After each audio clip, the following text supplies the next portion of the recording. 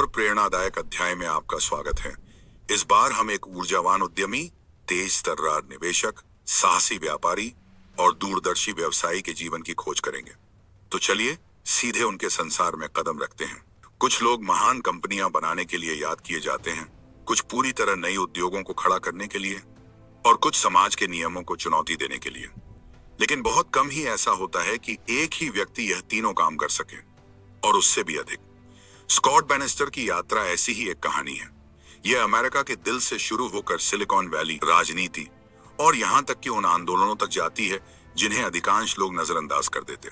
फिर भी उनकी सभी उपलब्धियों के बावजूद उनके जीवन के कुछ हिस्से ऐसे हैं जो आज भी उनके मार्ग का अनुसरण करने वालों को चौंकाते हैं। स्कॉट बैनिस्टर का जन्म 1975 में मिसौरी के कैनसस सिटी में डेब्बी एंड ब्रूस बैनिस्टर, एक सिविल इंजीनियर के घर हुआ। बड़े होते हुए उन्होंने जल्दी ही तकनीक के प्रति आकर्षण खोज लिया। जब अन्य बच्चे खेल के मैदानों में समय बिताते थे, तब स्कॉट अक्सर खुद को कंप्यूटर में डूबा हुआ पाते थे, यह समझने की कोशिश करते हुए कि वे कैसे काम करते हैं।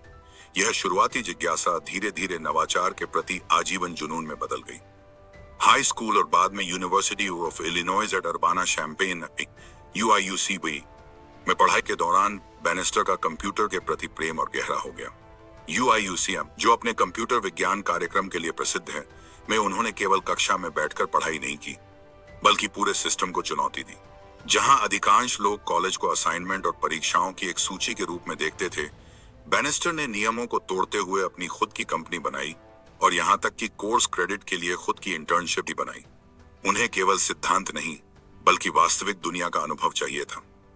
शुरुआत में बैनिस्टर को लगा कि वे कंप्यूटर विज्ञान के प्रोफेसर बनेंगे और शैक्षणिक क्षेत्र में युवाओं को आकार देंगे।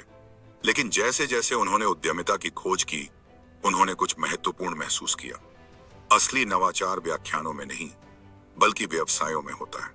अगर उन्हें दुनिया बदलनी थी, तो यह ऐसे उत्पाद बनाकर ही संभव था जिनका लोग वास्तव में उपयोग करें।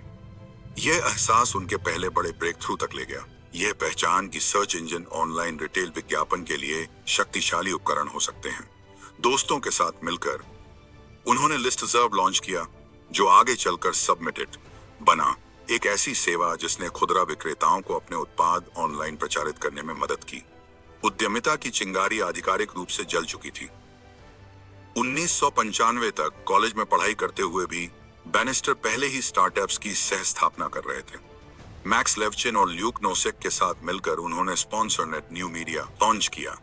उनके सबसे अनोखे शुरुआती प्रयोगों में से एक था वेंडिंग मशीन को इंटरनेट से जोड़ना, जिससे छात्र अपने ID कार्ड से सोडा खरीद सकते थे। यह एक खेलपूर्ण लेकिन महत्वपूर्ण क्षण था। बैनिस्टर हमेशा अपने समय से आगे रहते थे, ऐसी संभावनाओं की कल्पना करते हुए जिन्हें दूसरों ने अभी सोचा भी नहीं था। लेकिन स्कॉट यहीं नहीं रुके। कक्षा के बाहर वे HTML कोडिंग में डूबे रहे और वेब मास्टर के रूप में काम किया। जल्द ही उन्होंने 3 वेब कंपनियां स्थापित की, स्पॉन्सरनेट, Permincle.com एंड सबमिटेड।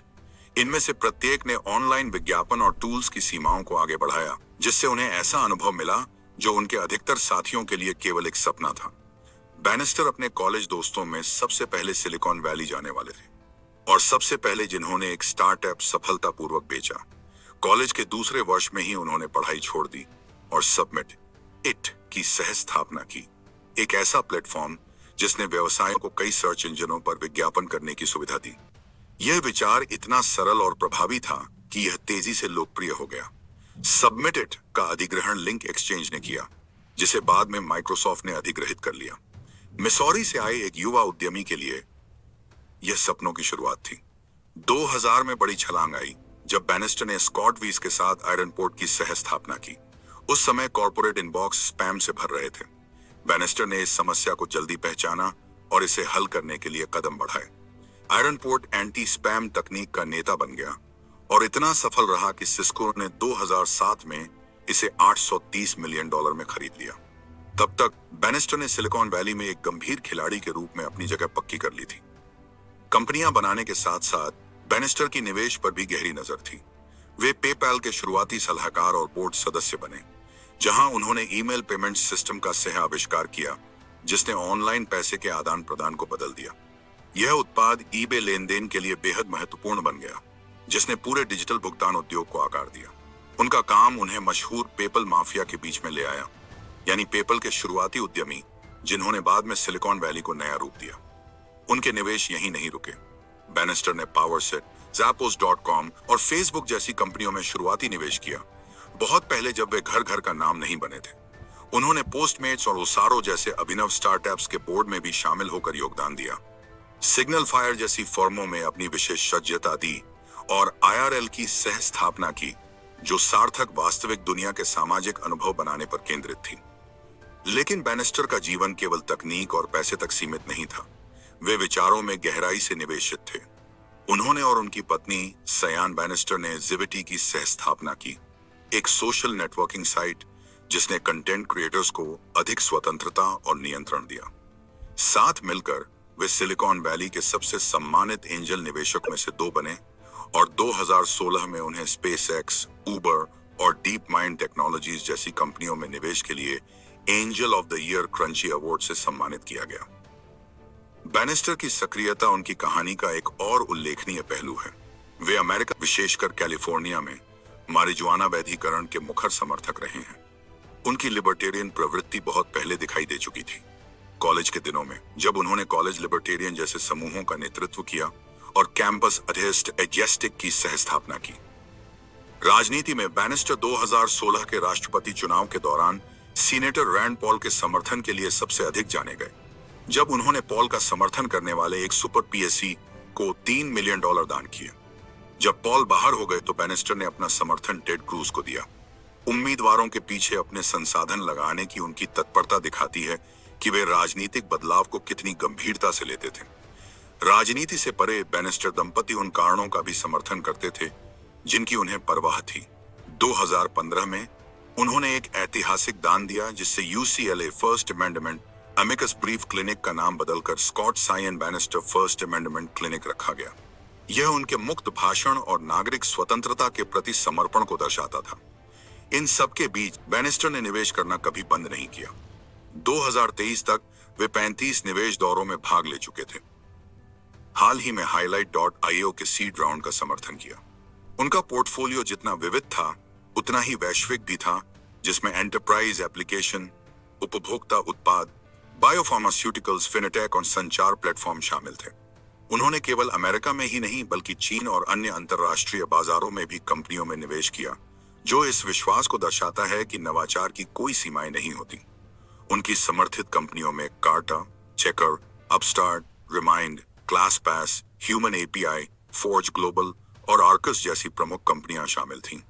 अधिक प्रयोगात्मक दावों में Together, Stel, Sunroom, Bus Ride, Oasis, TipTop और हे मार्विन शामिल थे।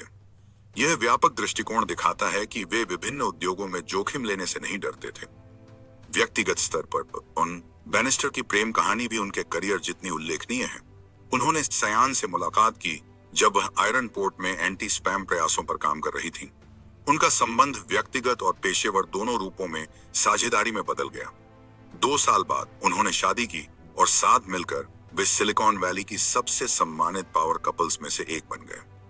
आज स्कॉट बैनिस्टर कैलिफोर्निया के हाफ मून बे में रहते हैं, एक शांत तटीय शहर जो सिलिकॉन वैली की भागदौड़ से बहुत दूर है, लेकिन उनकी उपस्थिति तकनीकी दुनिया में अब भी हर जगह महसूस की जाती है। चाहे उनके निवेशों के माध्यम से हो, उनकी कंपनियों से या उनकी सक्रियता से, बैनिस्टर उद्योगों और विचारों को आकार देना जारी रखते हैं। मिसौरी में कंप्यूटरों के प्रति आकर्षण रखने वाले एक लड़के से लेकर वेंडिंग मशीनों को हैक करने वाले कॉलेज छात्र तक, और फिर एक सिलिकॉन वैली लीजेंड तक, जिसे कीवर्ड ऑक्शन के माध्यम से पेड सर्च विज्ञापन का आविष्कार करने का श्रेय दिया जाता है। स्कॉट बैनिस्टर की यात्रा हमें यह याद दिलाती है कि क्या होता है जब जिज्ञासा, साहस और दृष्टि टकराते हैं। वे केवल एक उद्यमी या निवेशक नहीं हैं, वे विचारों के निर्माता हैं, परंपराओं को चुनौती देने वाले हैं और दुनिया को उन तरीकों से आकार देने वाले हैं जिनकी कल्पना अधिकांश लोग करने की हिम्मत भी नहीं करते।